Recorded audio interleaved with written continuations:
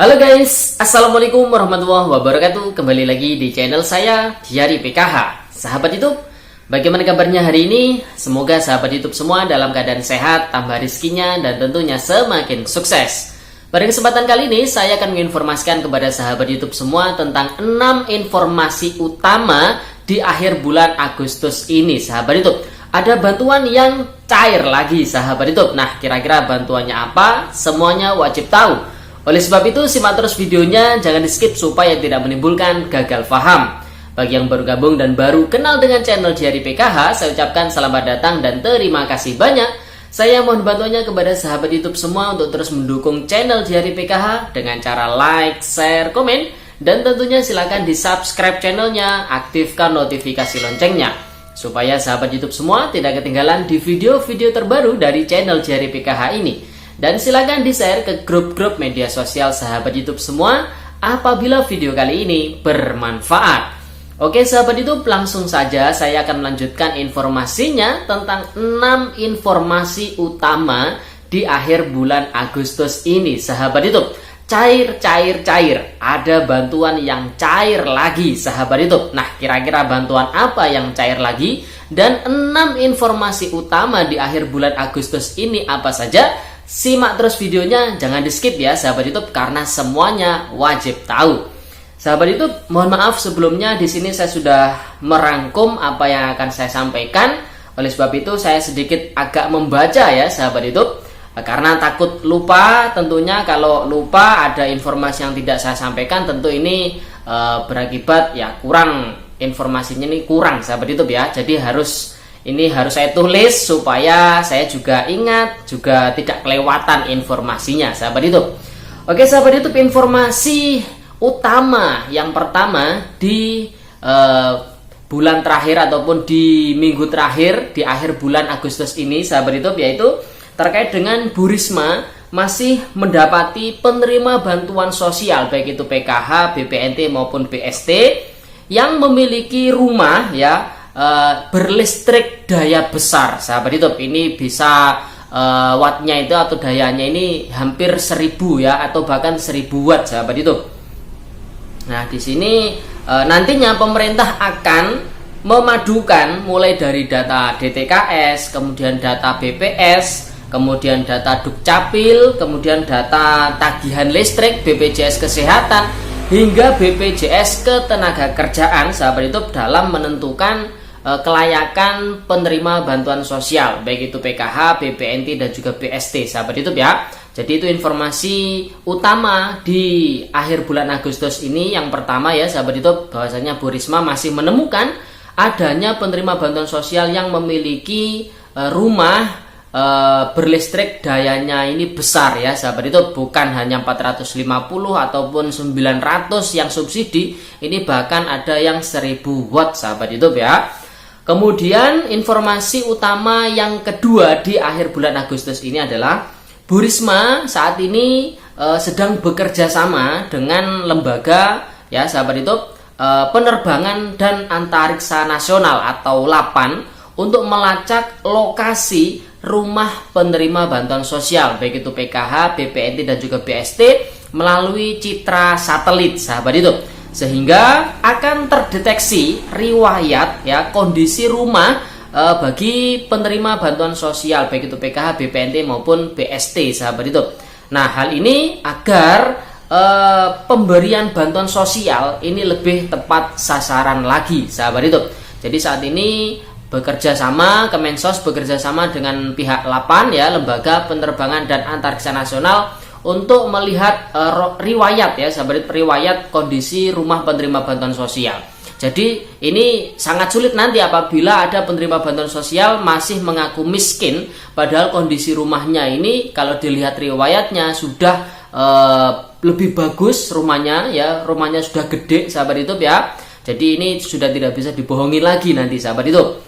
Kemudian informasi utama yang ketiga di akhir bulan Agustus ini adalah Kemensos masih melakukan uji coba ya sahabat YouTube terkait dengan penyaluran bantuan sosial sembako atau BPNT menggunakan vintage ya sahabat YouTube. Jadi kemarin telah diinformasikan pada tanggal 17 Agustus itu pemerintah atau Kemensos akan meluncing penyaluran bantuan sosial menggunakan Vintage. Namun saat webinar jaga ya sahabat itu terkait dengan bansos di Pungli, bagaimana cara melapornya dari KPK ya sahabat itu, di situ Bu Risma menyampaikan bahwasanya saat ini Kemensos masih melakukan uji coba trial terkait dengan penyaluran menggunakan Vintage ini sahabat itu, lebih tepatnya aplikasi berbasis kris ya, berbasis scan kode itu loh, kode barcode ya sahabat itu.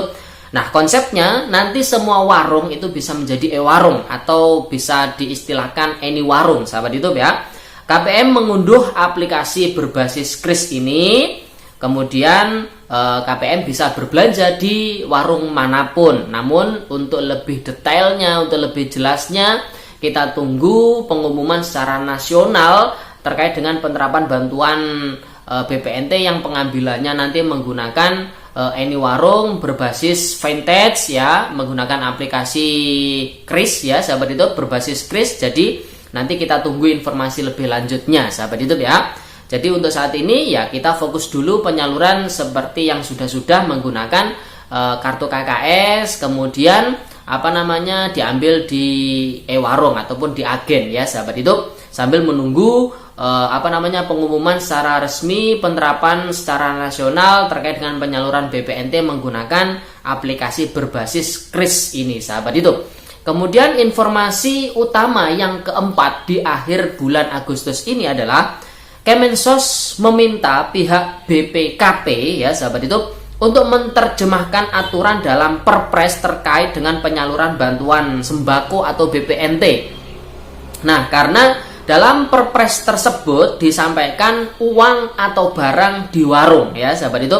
Jadi menurut Bu Risma, beliau ini lebih suka apabila penyaluran BPNT ini dalam bentuk uang ya, dalam bentuk uang, bukan dalam bentuk seperti saat ini sahabat YouTube, karena menurut beliau apabila disalurkan dalam bentuk uang ini kontrolnya lebih mudah. Jadi seperti itu sahabat YouTube ya. Jadi ini mungkin banyak sekali kan dari tahun 2020 ya sahabat YouTube wacana bahwasanya bantuan BPNT ini akan disalurkan dalam bentuk uang tunai, dalam bentuk uang ya, bukan dalam bentuk barang seperti saat ini. Jadi ini konsepnya masih dievaluasi antara Kemensos dengan BPKP untuk menerjemahkan isi dari Perpres terkait dengan penyaluran bantuan BPNT, karena di situ disampaikan di dalam Perpres itu bisa uang atau barang di warung. Jadi seperti itu sahabat itu ya. Kita doakan saja semoga hasil terjemahan dari pihak BPKP ini hasil terjemahannya terbaik